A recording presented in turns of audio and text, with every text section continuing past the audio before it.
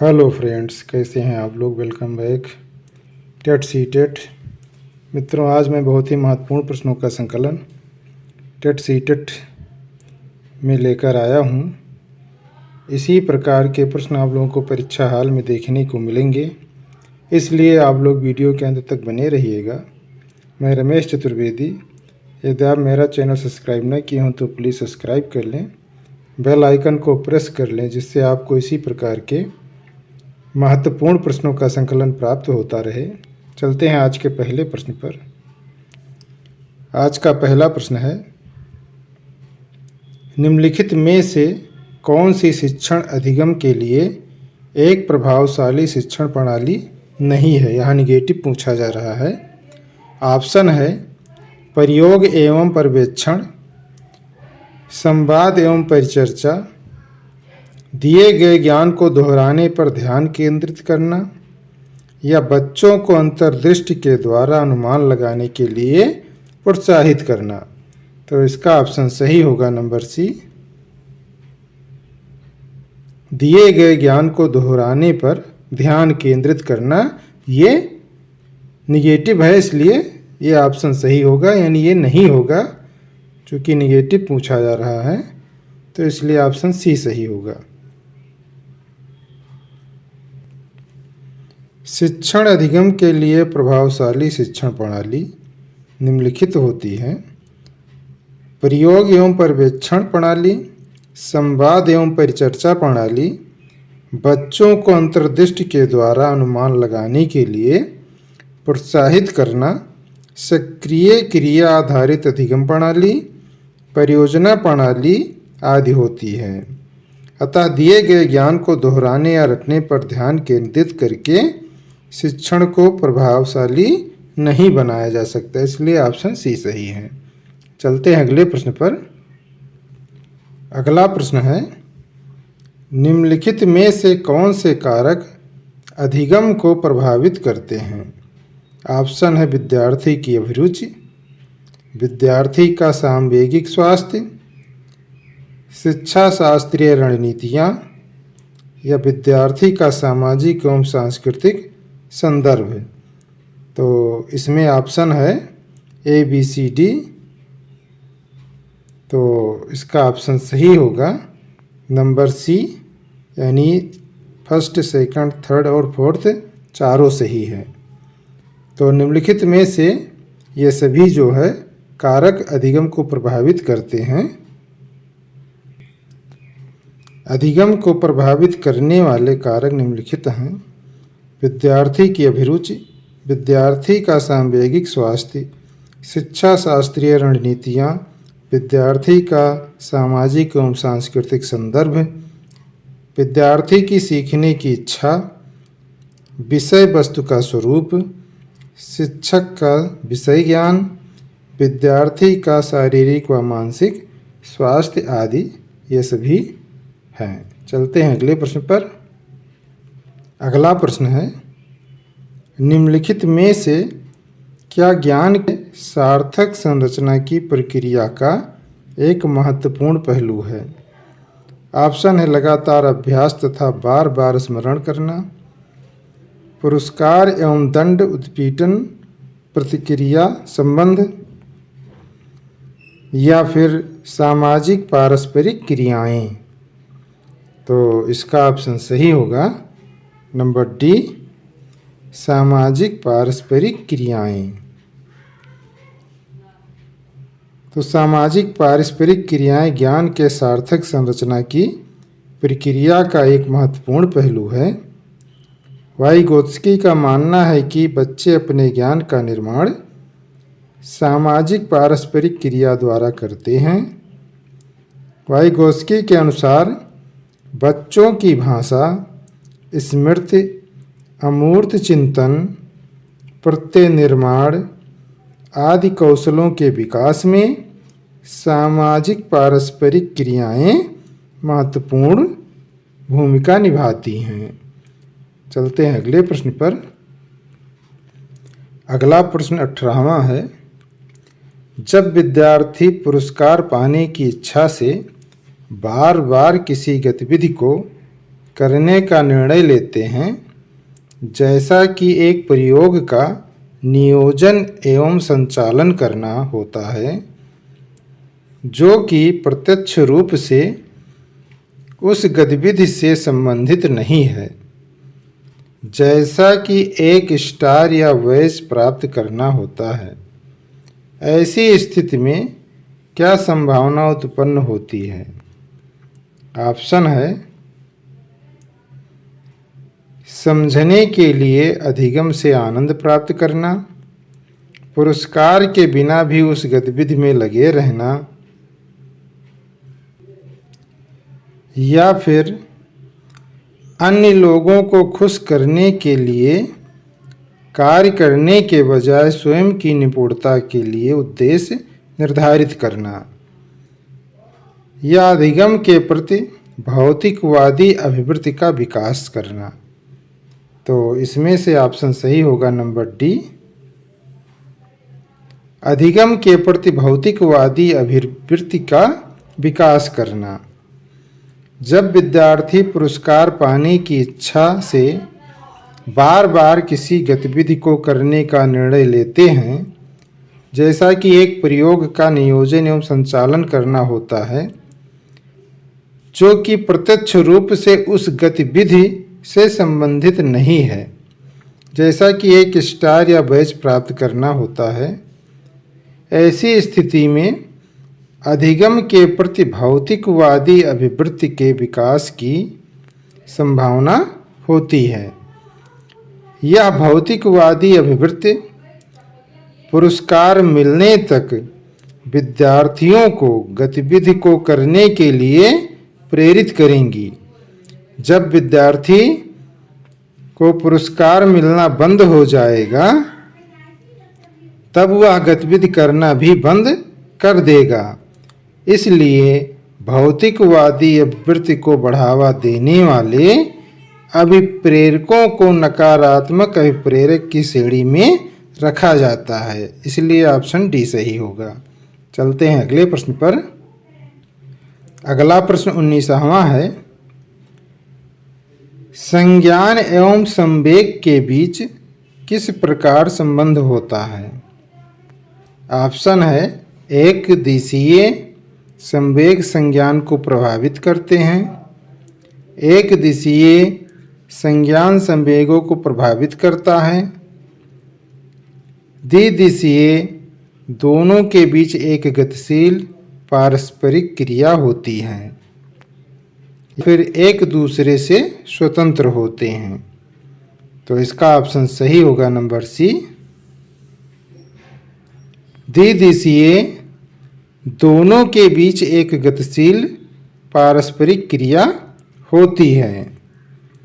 संज्ञान एवं संवेग के बीच द्विदिशीय दोनों के बीच एक गतिशील पारस्परिक क्रिया का संबंध होता है। संवेग एवं संज्ञान एक दूसरे को प्रभावित करते हैं और प्रभावित भी होते हैं। जैसे उदाहरण के लिए, जब व्यक्ति उत्तेजित दशा में होता है तो उसके सोचने, समझने और स्मरण करने की क्षमता का लोप हो जाता है। इसी प्रकार जब व्यक्ति में उच्च संज्ञात्मक योग्यता होती है तो वह अपने संवेगों पर उचित नियंत्रण भी स्थापित कर लेता है। तो इसलिए ऑप्शन सी सही होगा। चलते हैं अगले प्रश्न पर। अगला प्रश्न 20वां है, निम्नलिखित में से कौन सी मध्य बाल्यावस्था की विशेषता है? ऑप्शन है अमूर्त रूप से सोचने तथा वैज्ञानिक तर्क का प्रयोग करने की योग्यता विकसित होती है,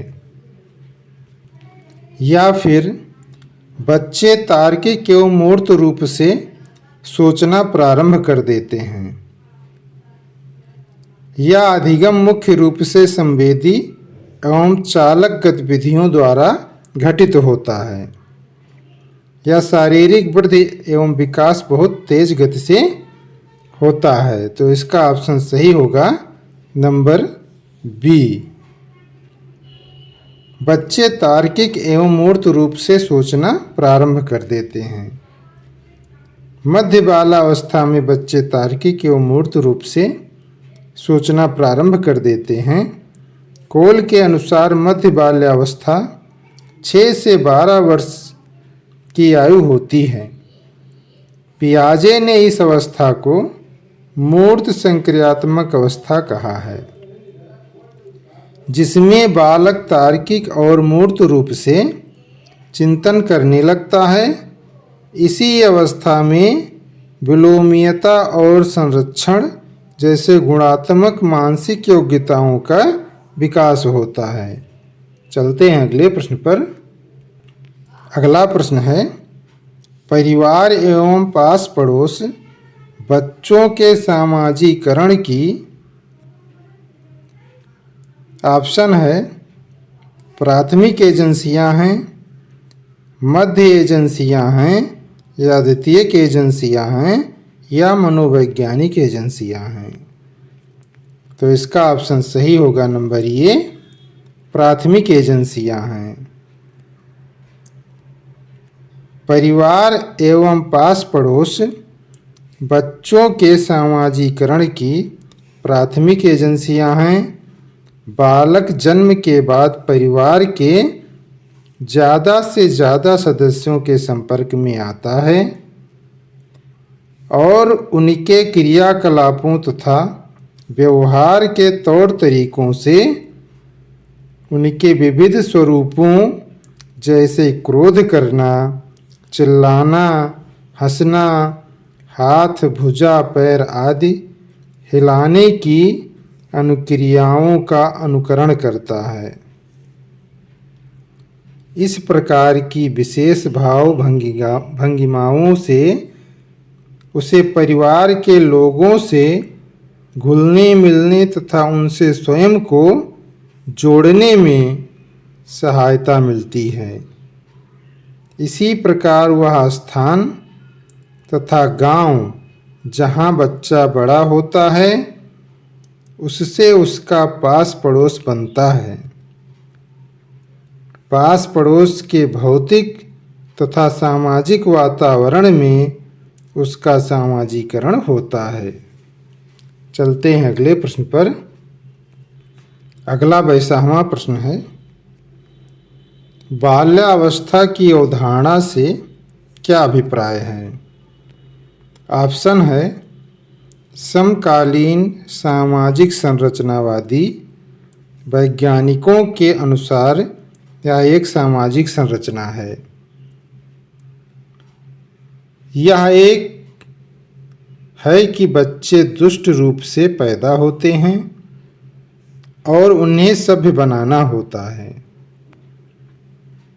यह है कि बच्चे शून्य से शुरुआत करते हैं और उनके गुण पूरी तरह से परिवेश के द्वारा निर्धारित किए जाते हैं।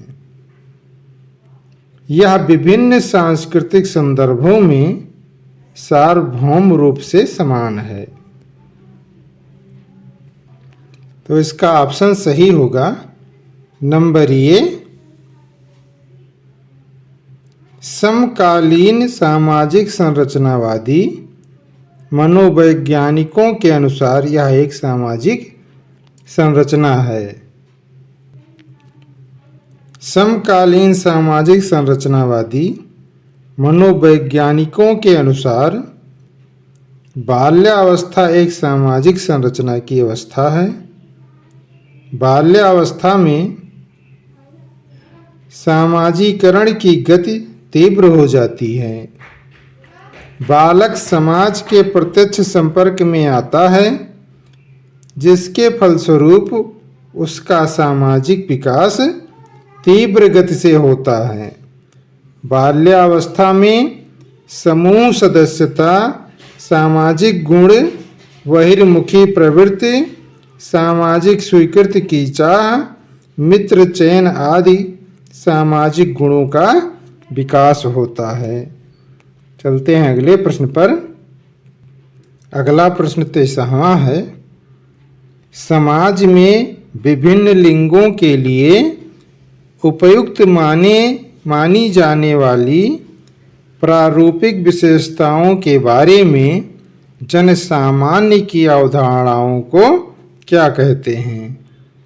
ऑप्शन है जेंडर भूमिकाएं, जेंडर पहचान, जेंडर रूढ़िवादिताएं या जेंडर विभेदीकरण। तो इसका ऑप्शन सही होगा नंबर सी, जेंडर रूढ़िवादिताएं। समाज में विभिन्न लिंगों के लिए उपयुक्त माने जाने वाली प्रारूपिक विशेषताओं के बारे में जनसामान्य की अवधारणाओं को जेंडर रूढ़िवादिताएं कहते हैं। प्रत्येक समाज में पुरुषों और महिलाओं के लिए अलग अलग पोशाकें, भूमिकाएं और जिम्मेदारियां निर्धारित हैं। भूमिकाओं और जिम्मेदारियों का यह विभाजन परिवार और समाज में उनके सामाजिकरण को निर्धारित करता है तथा यही पुरुषों और महिलाओं के प्रति भेदभाव या लिंग रूढ़िवादिता का कारण बनता है। चलते हैं अगले प्रश्न पर। अगला प्रश्न 24वां है। हाल ही में पाठचर्या में ऐसी कहानियों को शामिल करने के लिए विवेकशील प्रयास किया गया है जिसमें पिता घर के कार्यों में लगा रहता है और माता साहसी गतिविधियों को करती है। यह कदम किस लिए महत्वपूर्ण है? ऑप्शन है यह जेंडर रूढ़िवादिता को समाप्त करता है, यह जेंडर स्थिरता को प्रोत्साहित करता है, यह जेंडर विभेदीकरण को बढ़ाता है, यह जेंडर पक्षपात को सशक्त बनाता है।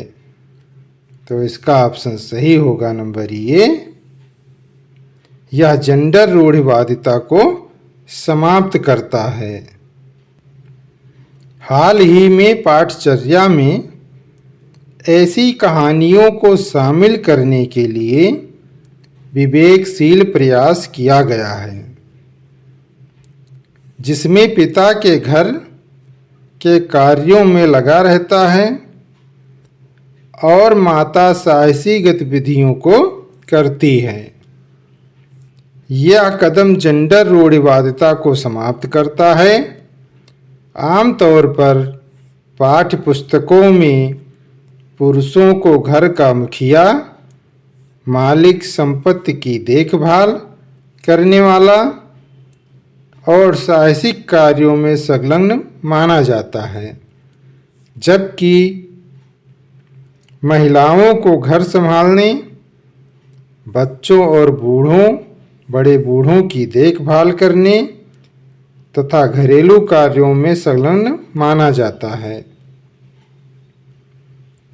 यह प्रायः लैंगिक रूढ़िवादिता का कारण बनता है, जो एक गतिशील समाज में अभिशाप है। चलते हैं अगले प्रश्न पर। अगला प्रश्न है, वाइगोत्स्की के अनुसार जब एक वयस्क बच्चे के निष्पादन के वर्तमान स्तर को सहयोग द्वारा विस्तारित करता है तो इसे क्या कहते हैं? ऑप्शन है समीपस्थ विकास का क्षेत्र, पांड अर्थात ढांचा, अंतःव्यक्तिनिष्ठता या खोजपूर्ण अधिगम। तो इसका ऑप्शन सही होगा नंबर बी, पांड अर्थात ढांचा। वाइगोत्स्की के अनुसार जब एक वयस्क बच्चे के निष्पादन के वर्तमान स्तर को सहयोग द्वारा विस्तारित करता है तो इसे पाठ अर्थात ढांचा निर्माण कहते हैं। दूसरे शब्दों में जब कोई बड़ा व्यक्ति जैसे कि माता पिता या शिक्षक बालक को कोई खेल या व्यवहार सिखाता है तो उसे अंतःक्रिया या संपादन करता है। इस क्रिया को ढांचा निर्माण कहा जाता है। इसमें संवाद या अंतःक्रिया की महत्वपूर्ण भूमिका होती है, इसलिए इसे इसके फोल्डिंग अर्थात ढांचा निर्माण कहते हैं। चलते हैं अगले प्रश्न पर। अगला प्रश्न है, नूर विद्यालय में अपना लंच बॉक्स लाना भूल गई तथा यह कहते हुए तान्या से उसका लंच साझा करने के लिए कहा, तुम्हें आज अपना लंच मेरे साथ साझा करना चाहिए क्योंकि कल मैंने तुम्हारे साथ अपना लंच साझा किया था। लॉरेंस कोलबर्ग के नैतिक विकास के सिद्धांत के अनुसार नूर का कथन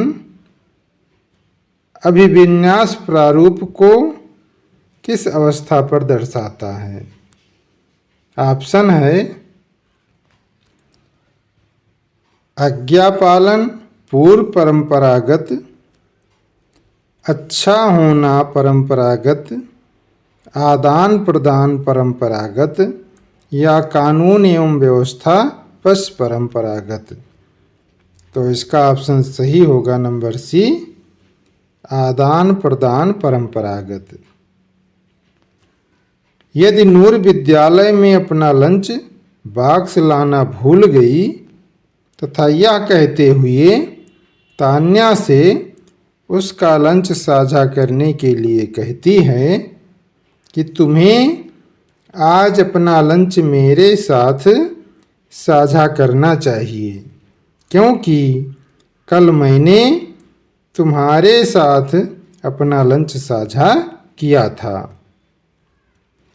लॉरेंस कोलबर्ग के नैतिक विकास के सिद्धांत के अनुसार नूर का यह कथन आदान प्रदान अर्थात एक्सचेंज अभिविन्यास प्रारूप को परंपरागत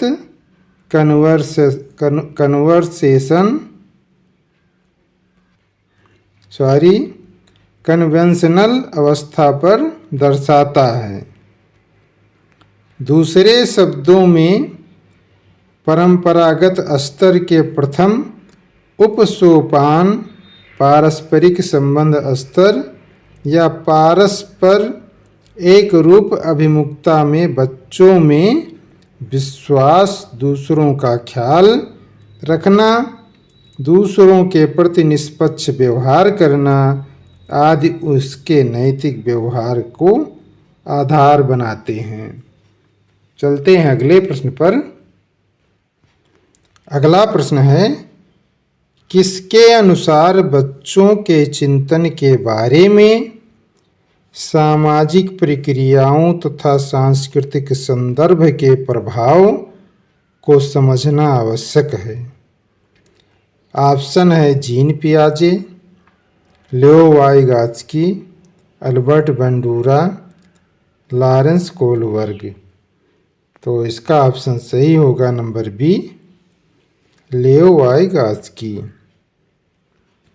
लियो वाइगोत्स्की के अनुसार बच्चों के चिंतन के बारे में सामाजिक प्रक्रियाओं तथा सांस्कृतिक संदर्भ के प्रभाव को समझना आवश्यक है।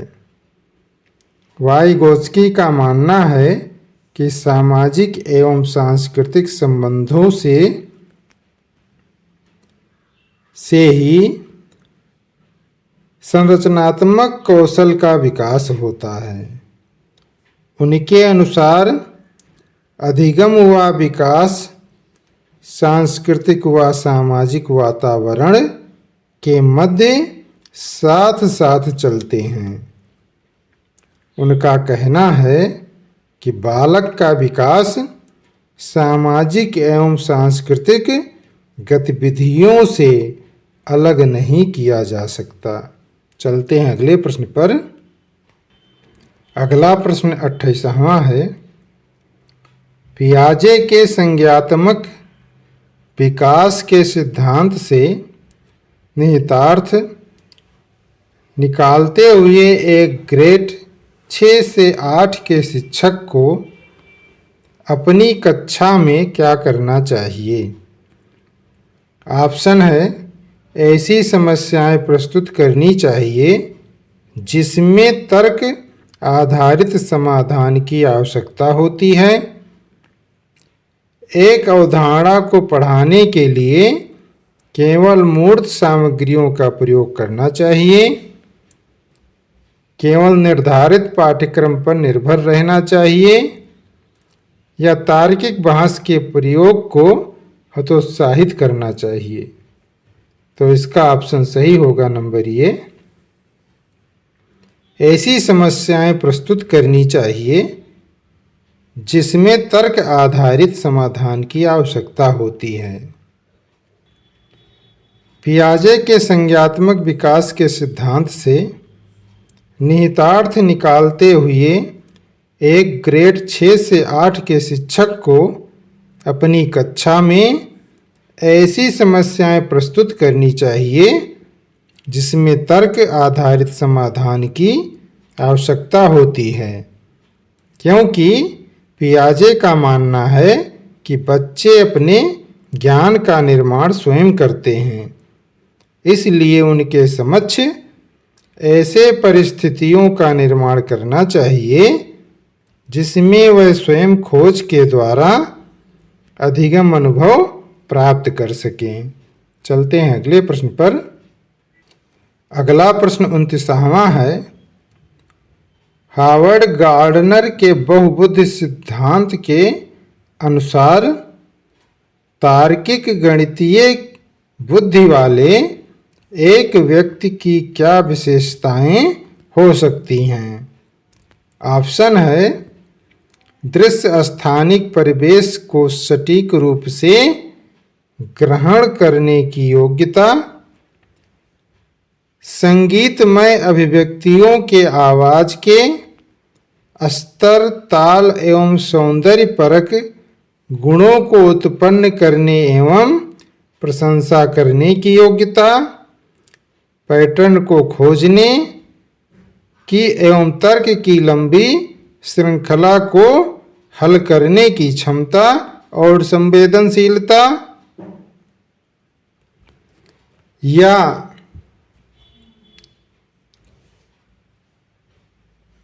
पैटर्न को खोजने की एवं तर्क की लंबी श्रृंखला को हल करने की संवेदनशीलता, या ध्वनि, ताल तथा शब्दों के अर्थ के प्रति संवेदनशीलता। तो इसका ऑप्शन सही होगा नंबर सी, पैटर्न को खोजने एवं तर्क की लंबी श्रृंखला को हल करने की क्षमता और संवेदनशीलता। हावर्ड गार्डनर के बहुबुद्धि सिद्धांत के अनुसार तार्किक गणितीय बुद्धि वाले एक व्यक्ति की मुख्य विशेषता यह है कि वह पैटर्न को खोजने की एवं तर्क की लंबी श्रृंखला को हल करने की क्षमता और संवेदनशीलता प्रदर्शित करते हैं। दूसरे शब्दों में तार्किक गणितीय बुद्धि से तात्पर्य तर्क करने, गणितीय समस्याओं का समाधान करने, सादृश्यता अंकों के क्रम में व्याप्त संबंधों को पहचानने आदि की क्षमता से है। उच्च तार्किक गणितीय बालकों की गणितीय व तार्किक क्षमता अच्छी होती है। इन बच्चों को ऐसे पजल्स व खेल अच्छे लगते हैं जिसमें तर्कणा शक्ति की आवश्यकता होती है। चलते हैं अगले प्रश्न पर। अगला प्रश्न 30वां है। जीन पियाजे के संज्ञात्मक विकास के सिद्धांत के अनुसार परिकल्पित निगमनात्मक तर्क किस अवधि में विकसित होती है? ऑप्शन है पूर्व संक्रियात्मक अवस्था, मूर्त संक्रियात्मक अवस्था या अमूर्त संक्रियात्मक अवस्था या फिर संवेदी चालक अवस्था। तो इसका ऑप्शन सही होगा नंबर सी, अमूर्त संक्रियात्मक अवस्था। जीन पियाजे के संज्ञात्मक विकास के सिद्धांत के अनुसार परिकल्पित निगमनात्मक तर्क अमूर्त संक्रियात्मक अवस्था में विकसित होता है। अमूर्त संक्रियात्मक अवस्था संज्ञात्मक विकास की अंतिम अवस्था है जो लगभग 11 से 15 वर्ष आयु तक चलती है। इस अवस्था के दौरान बालक अमूर्त बातों के संबंध में तार्किक चिंतन करने की योग्यता विकसित कर लेता है। दातव्य है कि मूर्त वस्तुओं तथा सामग्री के स्थान पर शाब्दिक तथा सांकेतिक अभिव्यक्ति का प्रयोग तार्किक चिंतन में किया जाता है। चलते हैं अगले प्रश्न पर। मित्रों, यहीं पर यह वीडियो समाप्त होता है। यह वीडियो कैसा लगा कमेंट बॉक्स में ज़रूर लिखिएगा। यदि अच्छा लगा हो तो प्लीज़ लाइक शेयर सब्सक्राइब ज़रूर करें। प्रश्नों को लिखा करो क्योंकि लिखने से जल्दी याद हो जाते हैं। और अपनी डेली लाइफ में कोई ना कोई टारगेट ज़रूर रखिए जिसे पूरा करने का भरसक प्रयास कीजिए। तो अपनी तैयारी करते रहिए। मिलेंगे अगले वीडियो में। बहुत बहुत धन्यवाद।